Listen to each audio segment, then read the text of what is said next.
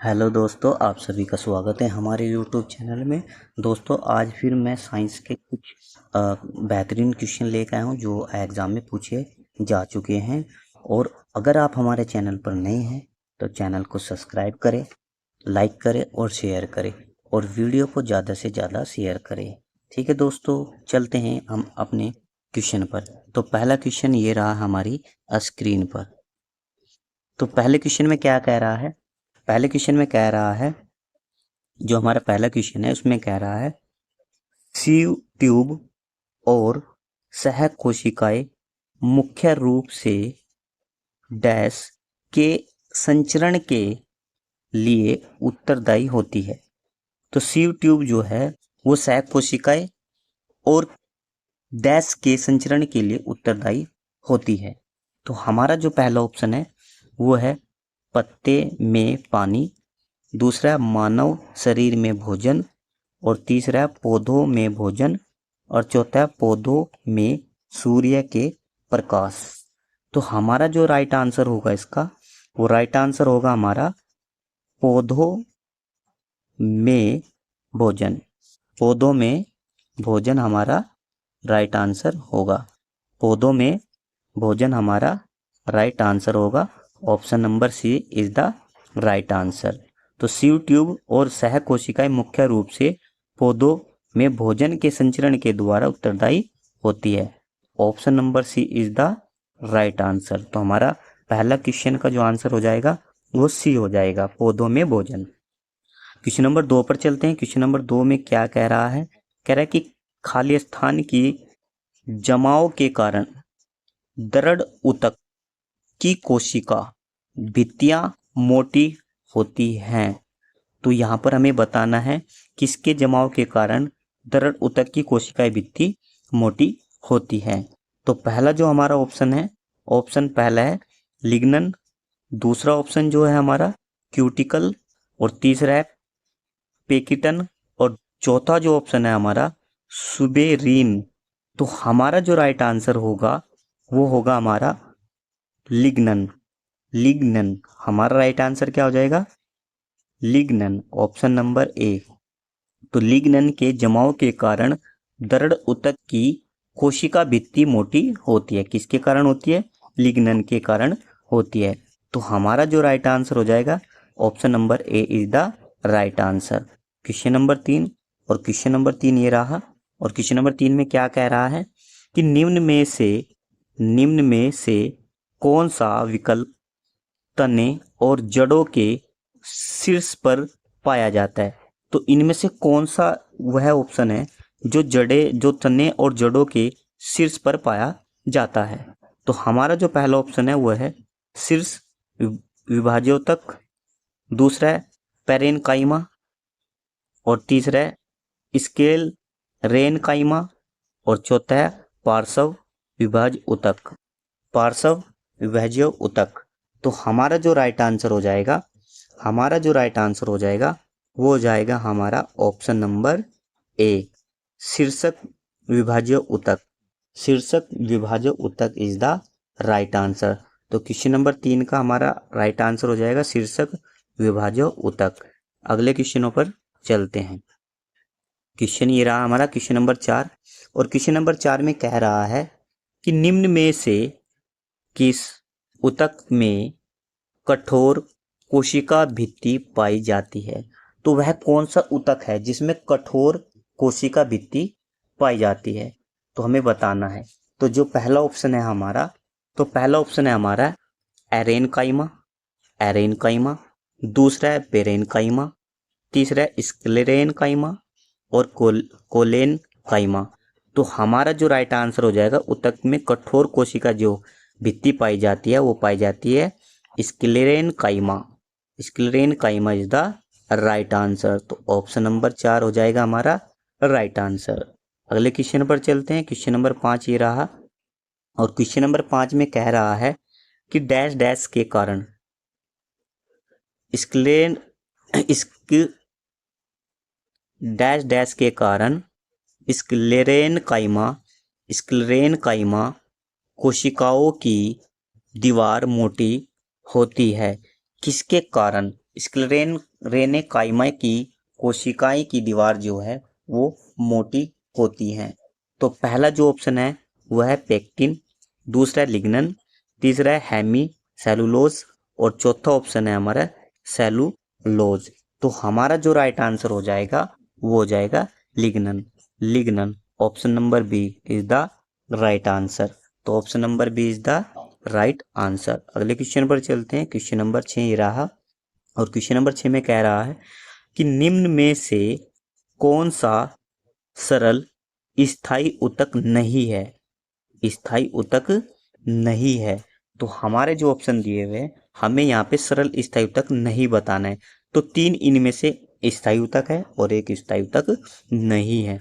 तो पहला जो ऑप्शन दिया हुआ है हमारा, पहला ऑप्शन दिया हुआ है जीवितक और दूसरा ऑप्शन है जाइलम और तीसरा ऑप्शन है हमारा कोलेन काइमा और चौथा ऑप्शन है हमारा स्क्लेरेन काइमा। तो हमारा जो राइट आंसर हो जाएगा, देखो जो हमारा राइट आंसर हो जाएगा, देखो जीवितक जो है ये भी सरल स्थायी ऊतक होता है और कोलेन काइमा भी हमारा स्थायी ऊतक होता है और स्क्लेरेन काइमा भी हमारा स्थायी ऊतक होता है। लेकिन जाइलम जो है वो हमारा स्थायी ऊतक नहीं होता है। तो राइट आंसर हो जाएगा हमारा जाइलम। तो xylem is the right answer, option number B. अगले क्वेश्चन पर चलते हैं। क्वेश्चन नंबर 7 और क्वेश्चन नंबर 7 में क्या कह रहा है। क्वेश्चन नंबर 7 में कह रहा है कि निम्नलिखित में से कौन सा एक सरल स्थायी ऊतक नहीं है। निम्न में से कौन सा एक सरल स्थायी ऊतक नहीं है। तो हमारे ऑप्शन हो जाएंगे, पहला ऑप्शन है कोलेन काइमा, दूसरा है शीर्षक विभाजोतक और तीसरा है हमारा जाइलम और चौथा है कैम्बियम। तो हमारा जो राइट आंसर हो जाएगा सरल स्थायी ऊतक नहीं है।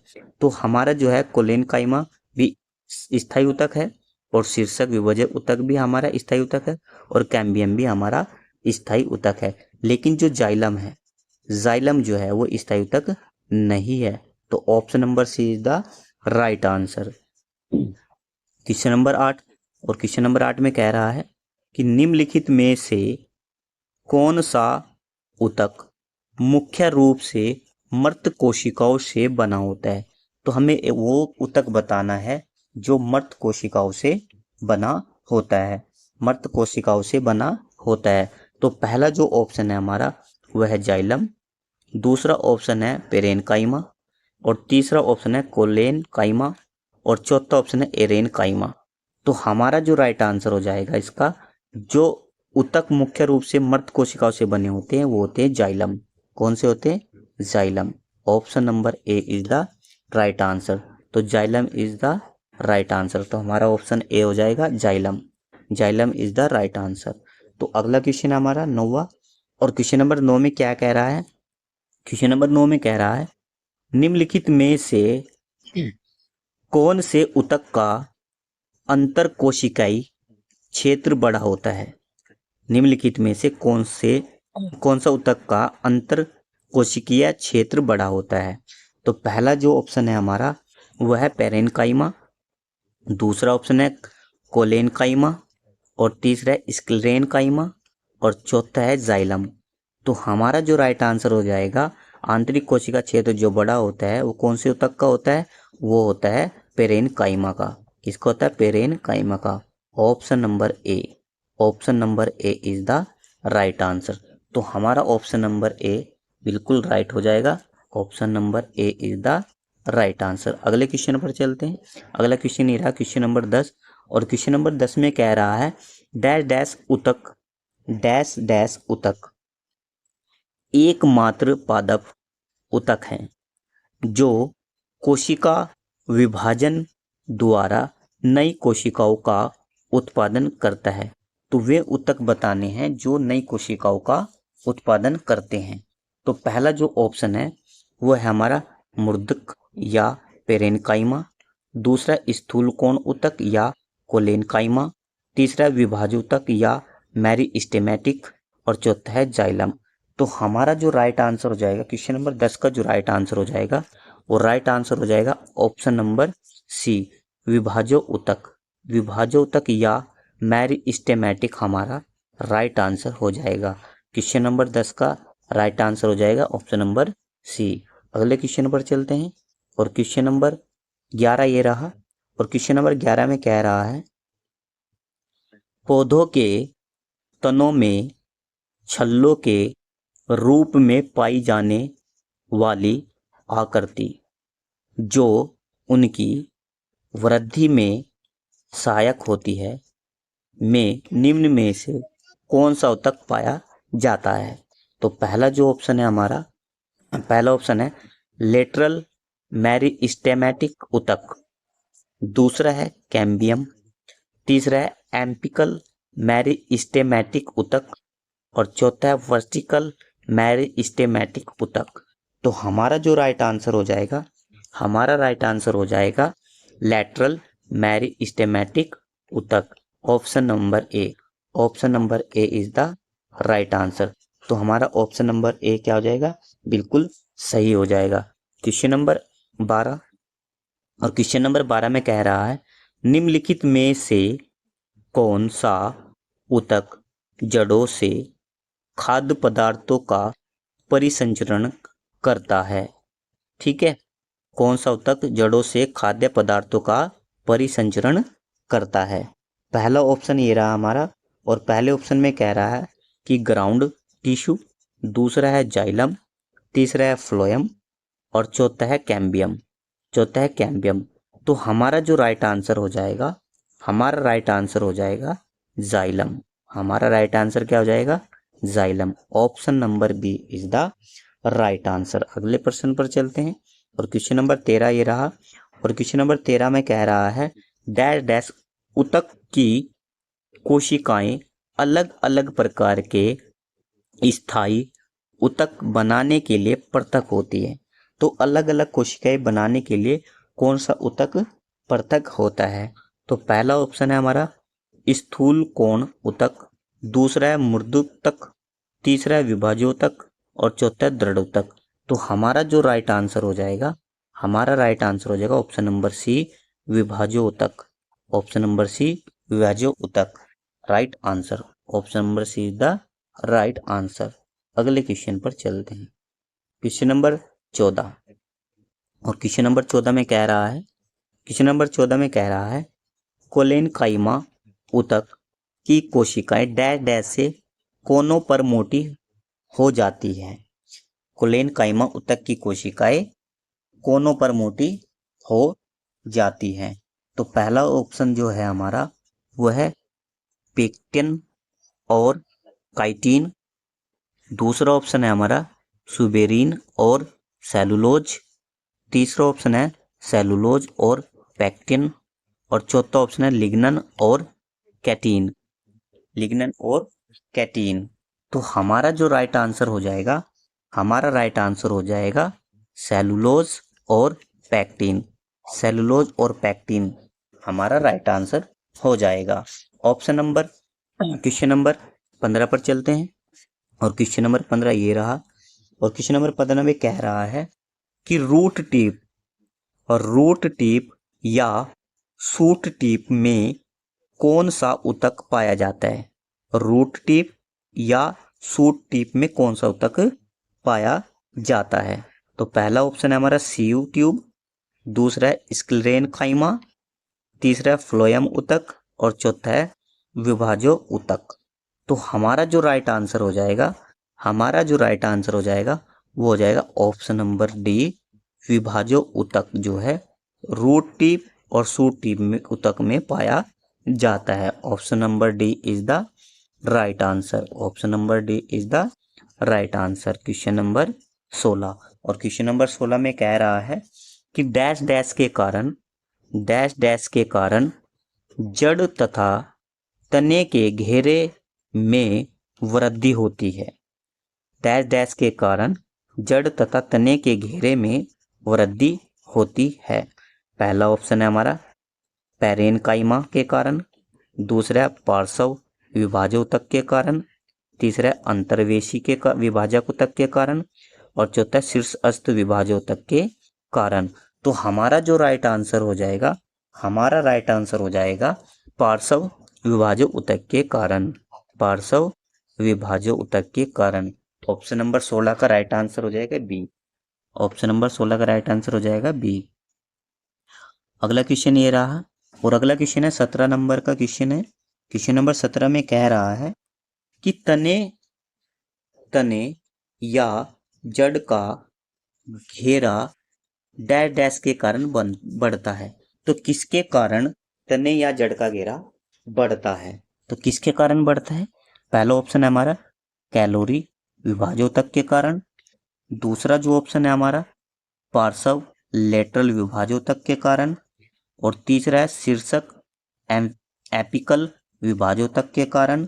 और चौथा है मध्य स्थित विभाजो ऊतक के कारण। तो हमारा जो राइट आंसर हो जाएगा वो हो जाएगा पार्श्व लैटरल विभाजो ऊतक के कारण। ठीक है, option number B is the right answer. Option number B is the right answer. Question number 18 पर चलते हैं। क्वेश्चन नंबर 18 ये रहा, और क्वेश्चन नंबर 18 में कह रहा है अग्रस्थ मेरिस्टेम डैश के शीर्ष पर पाया जाता है। अग्रस्थ मेरिस्टेम के शीर्ष पर पाया जाता है। तो पहला ऑप्शन हमारा तना और जड़, दूसरा शाखा और जड़, तीसरा पत्ता और जड़, और चौथा है जड़। तो हमारा जो राइट आंसर हो जाएगा ऑप्शन नंबर 18 का जो राइट आंसर हो जाएगा वो हो जाएगा तने और जड़। किसके कारण? तने और जड़ के कारण। तने और जड़। Option number A is the right answer. Question number 19, और क्वेश्चन नंबर 19 ये रहा, और क्वेश्चन नंबर 19 में कह रहा है एरियोलर ऊतक, एरियोलर ऊतक अंगों के डैश डैश स्थान भरता है। कौन सा एरियोलर ऊतक के अंगों का स्थान भरता है? ठीक है, अंगों को सहारा देता है और ऊतकों की मरम्मत करता है। ठीक है, तो हमारा जो आंसर हो जाएगा, हमारे जो ऑप्शन दिए हुए हैं, पहला जो ऑप्शन है वह अंदर के आंतरिक, बाहर के बाह्य, बाहर के आंतरिक और अंदर के बाह्य। तो हमारा जो राइट आंसर हो जाएगा, हमारा राइट आंसर हो जाएगा ऑप्शन नंबर ए अंदर के आंतरिक। अंदर के आंतरिक स्थान भरता है, आंतरिक अंगों को सहारा देता है। एरियोलर ऊतक अंगों के अंदर के स्थान को भरता है, आंतरिक अंगों को सहारा देता है। हमारा राइट आंसर हो जाएगा option number A. Option number A is the right answer. Question number 20 पर चलते हैं, और क्वेश्चन नंबर 20 में क्या कह रहा है? क्वेश्चन नंबर 20 में कह रहा है डैश डैश की कोशिकाएं मर्त होती हैं। डैश डैश की कोशिकाएं मर्त होती हैं। पहला ऑप्शन है वायु तक, दूसरा दृढ़ ऊतक, तीसरा स्थूल कोण ऊतक, और चौथा मूर्ध ऊतक। तो हमारा जो राइट आंसर हो जाएगा वो हो जाएगा दृढ़ ऊतक। हमारा जो राइट आंसर हो जाएगा वो हो जाएगा दृढ़ ऊतक। दृढ़ ऊतक की कोशिकाएं मर्त होती हैं।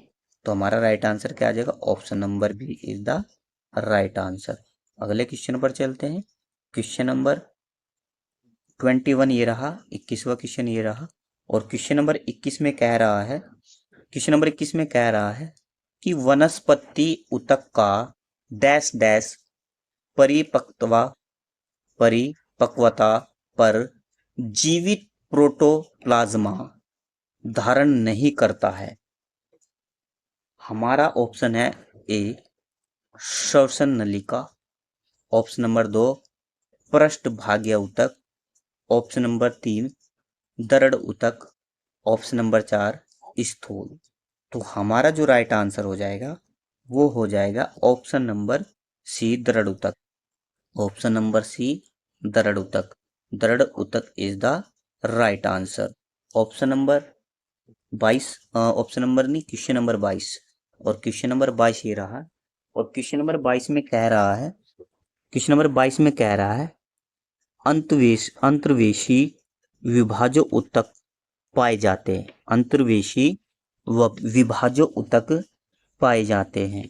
तो पहला जो ऑप्शन है हमारा वो पहला ऑप्शन है वर्धनीय तनों के ऊपरी हिस्से में, और दूसरा है वर्धनीय जड़ों के ऊपरी हिस्से में, और तीसरा है पत्तियों के तल में, और चौथा वर्धनीय पत्तियों के ऊपरी हिस्से में। तो हमारा जो राइट आंसर हो जाएगा, अंतर्वेशी विभाज्य ऊतक जो पाए जाते हैं वो पत्तियों के तले में पाए जाते हैं। कहाँ पाए जाते हैं? पत्तियों के तले में पाए जाते हैं। अगले क्वेश्चन पर चलते हैं, क्वेश्चन नंबर 23। और क्वेश्चन नंबर 23 में कह रहा है, मेरिस्टेमेटिक ऊतक एक विशेष भूमिका निभाते हैं और अपनी विभाजित करने की क्षमता को त्याग देते हैं और तब डैश डैश बनाते हैं। क्या बनाते हैं? ऑप्शन नंबर ए स्थायी ऊतक, ऑप्शन नंबर 2 सहयोगी ऊतक, ऑप्शन नंबर 2 छलनी नली कोशिकाएं, ऑप्शन नंबर 4 आरबीसी। तो हमारा जो राइट आंसर हो जाएगा, स्थायी ऊतक। हमारा राइट आंसर क्या आ जाएगा? स्थायी ऊतक। स्थायी ऊतक इज द राइट आंसर। अगले क्वेश्चन पर चलते हैं, क्वेश्चन नंबर 24। और क्वेश्चन नंबर 24 ये रहा। और क्वेश्चन नंबर 24 में कह रहा है कि पौधों में उस ऊतक का नाम क्या है? पौधों में उस ऊतक का नाम क्या है जो जड़ों से पौधों के अन्य हिस्सों में पानी और खनिज पहुंचता है? तो ये कह रहा है कि पौधों के अन्य हिस्सों में पानी और खनिज पहुंचता है। तो हमारा पहला ऑप्शन है कैम्बियम, दूसरा ऑप्शन है जाइलम, तीसरा ऑप्शन है हमारा मेरिस्टेमेटिक ऊतक और चौथा है फ्लोएम। तो हमारा इस क्वेश्चन का जो राइट आंसर हो जाएगा वो राइट आंसर हो जाएगा xylem. Xylem is the right answer. Question number 24 का जो राइट आंसर हो जाएगा वो हो जाएगा बी जाइलम। जाइलम क्या हो जाएगा? हमारा राइट आंसर हो जाएगा। तो अगले क्वेश्चन पर चलते हैं। नंबर हमारा 25 है और क्वेश्चन नंबर 25 में कह रहा है निम्न में से कौन सा ऊतक युग्म संवहनी बंडल का गठन करता है? कौन सा ऊतक संवहनी बंडल का गठन करता है? तो पहला ऑप्शन है हमारा मर्द ऊतक और स्थूलकोण ऊतक, और दूसरा है हमारा जाइलम और फ्लोएम, और तीसरा है दृढ़ ऊतक और फ्लोएम, और चौथा है हमारा दृढ़ ऊतक और जाइलम। तो हमारा जो 25 क्वेश्चन का आंसर होगा वो राइट आंसर हो जाएगा हमारा option number B. Option number B xylem और phloem is the right answer. अगला क्वेश्चन हमारा क्वेश्चन नंबर 26। और क्वेश्चन नंबर 26 में कह रहा है कि डैश डैश एक जटिल स्थायी ऊतक है। जटिल स्थायी ऊतक है। पहला ऑप्शन है हमारा जाइलम, दूसरा ऑप्शन है हमारा पेरेनकाइमा, तीसरा है स्क्लेरेनकाइमा और चौथा है कोलेनकाइमा।